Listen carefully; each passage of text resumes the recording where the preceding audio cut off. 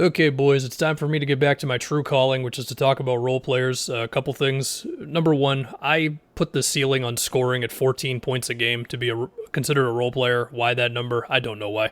The second one is I could just name all the obvious names every time I do this. So just to give you a huge list of guys who do qualify, but we're not going to talk about them for too long.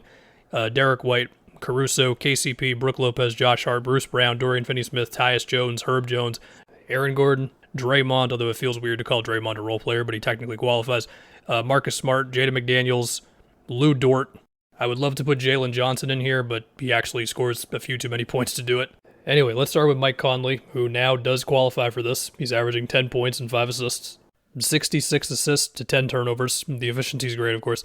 I think my favorite thing about Conley is even at this age, he is still willing and able to get within the three-point line and force the issue when he has to. So, for example, in their last one against the Knicks, it's like empty corner action with him and Naz Reid as Gobert is coming up the floor. Conley gets all the way to the paint and then finds Gobert like around the free throw line as opposed to just floating around the perimeter and just never, always doing that. I mean, obviously he's not going to be getting inside as much as he was when he was younger, but another play in that game, Quentin Grimes, who is younger and bigger than Mike Conley, is trying to go for an offensive rebound. Conley boxes him out, is getting physical, gets the rebound with some help from Cat, I will say, and then he pushes the ball immediately, hit ahead to Jaden McDaniels, back to Conley, then to Cat, who hits a three, and it's like that one sequence kind of sums up so much of what Conley is for these guys. Of course, he basically never turns the ball over, like I said.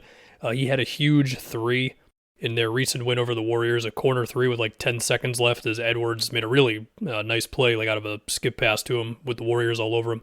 And also, you think about that game, I saw a quote where Edwards was like 1 for 9 from 3 in that game, and Conley just told him, hey, don't shoot any more threes.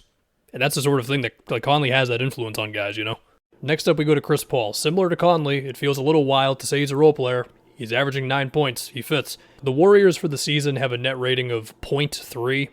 Chris Paul has a net rating of 5. And so while the Warriors have dealt with, Draymond being out because he's just a madman sometimes, and Clay and Wiggins having rough starts to the season, I mean, Chris has just been a stabilizer and then some. And I like just how much of the command of the offense that they've already given him, where like there's a recent play against, I think it was the Rockets game, or it could have been one of the Thunder games, where he just tells Clay to set him a screen. And obviously Chris has the confidence to do that, and they have the confidence in him to just make those types of decisions. And then he gets J-Dub moving for a second. This was definitely against the Thunder. And he crosses over J-Dub, and then he gets in the lane, and it's a kick to Saric for 3.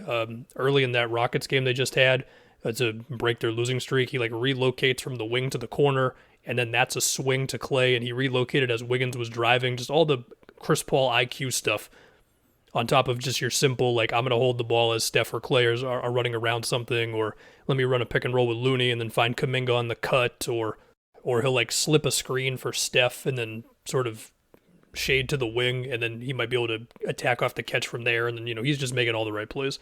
And then shooting-wise, while he did struggle early in the year, that's been a lot better lately as well. So yeah, Chris has been great. Next, we get to Dillon Brooks and the offseason conversations about him after that Lakers series. They were something, we'll put it like that. I'm going to give you some numbers. The Rockets starting 5 has a defensive rating of 103. When Dillon Brooks is on the court, the Rockets' defensive rating is 106, which is the equivalent of the best in the league. Granted, they don't fall off a cliff when he's off the court, but still, 106, a good number. The Rockets, they have lost a few in a row, but they've been competitive in all of them. And yeah, Brooks had that bad gamble at the end of the Laker game, trying to steal that pass for LeBron. Watching Dillon Brooks operate defensively this year, it's a lot of physicality, which has led to him fouling a lot. That is the one trade-off here. But when you watch him, and look, as far as assignments, I mean, yeah, the Rockets have a good amount of switching in their scheme, like 1 through 4, but I mean, in the Warriors game, he was on Steph a lot. In the Pelicans game they had recently, he had possessions on Zion. In the Clippers game, it was a lot of Kawhi or PG. In the Nuggets game, it was MPJ. So, I mean, he's not getting easy assignments here, right? And to be clear, it's not like I'm saying he never gets scored on or whatever, but more so it's the effect of having him on the court all the time, And, like I said, physicality, whether it's pressuring the ball, whether it is, we will say, walking the line of what he can get away with when it comes to just moving around on the floor, whether he's got to get around someone on a screen, and he's definitely using some arms there. The way that he's face guarding guys and kind of meeting them into screens, where he's definitely risking fouls, but it can also lead to knocking guys off their spot, or sometimes just kind of knocking the ball loose. And sometimes they just switch. Again, a good amount of switching in the Udoka scheme. But even on those switches, and this doesn't just go for Brooks, but like when the Rockets switch, they switch with a purpose where they're stepping up into the ball handler as opposed to like I guess we'll switch because it's the easy thing to do on defense, right? Brooks also just kind of weaves in between like, I need to go in full on, like only pay attention to, let's say, LeBron mode, or he will, if he's switched onto somebody, become more of a help defender. Look, Brooks, he knows what to do as a help guy, whether it's, being at the free throw line and then jetting back to his guy on a closeout. Like, defensively, he's doing a lot of good things for the Rockets. It's just the fouls are definitely a thing. And offensively, he's been shooting less. Now, in his last two, he shot a little bit more, especially the Laker game. But overall, yeah, shot attempts are down. Average dribbles per touch / time of possession are both down. But within that, it is interesting how he's been getting in the post a little more, whether it be like backing down. Hell, he like backed down D'Lo and had like a drop step dunk on him in the Laker game. In the Pelicans game recently, he had one play where he backed down Matt Ryan, hit like a 3-point hook shot over him, 3-point play, duh. Some crazy Dillon Brooks stats for you so far. He's shooting 50% from three. That is not going to hold up, but it perhaps suggests, combined with shooting less, that we're getting the best version of him on offense. And he's also in the 90th percentile of post-up players, which that was a wild stat to look at.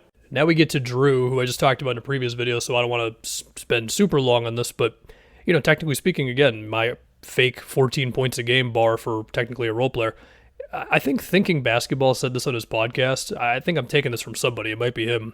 Drew has been what feels like the tallest 6'3" player of all time, although some places list him at 6'4", with the way he will guard larger players, which, I've talked about, many people have talked about already, but also the way he's putting like opposing guards in the post, the physical drives that he busts out randomly in games, the amount of rebounds he's grabbing. I love Drew.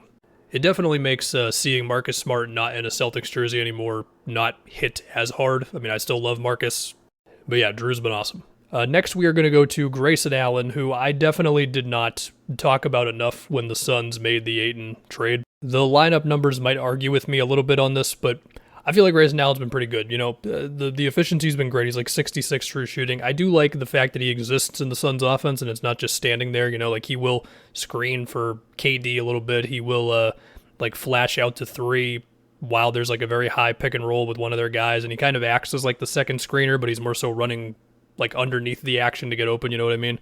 I think he's had enough attacks off the catch this year to where it's like, oh, okay, it's not just a stand in the corner and only do that for Grayson Allen on offense.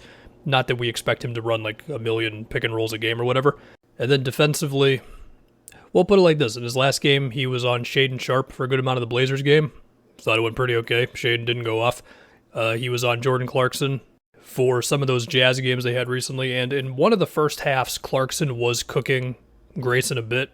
But I did think that Grayson, just through effort and whatever else, was able to like not get completely torched by the end, if that makes sense.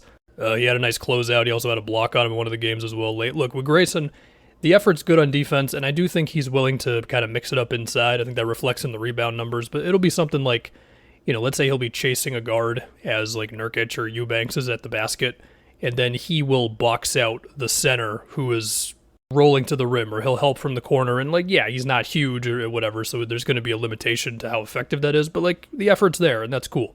Next, we will go to Mitchell Robinson, and similar to Drew, I just talked about him, so I don't want to spend too long. I'm just going to call out one play recently. This was in the Hornets game. So PJ Washington ghosted a screen for LaMelo, okay?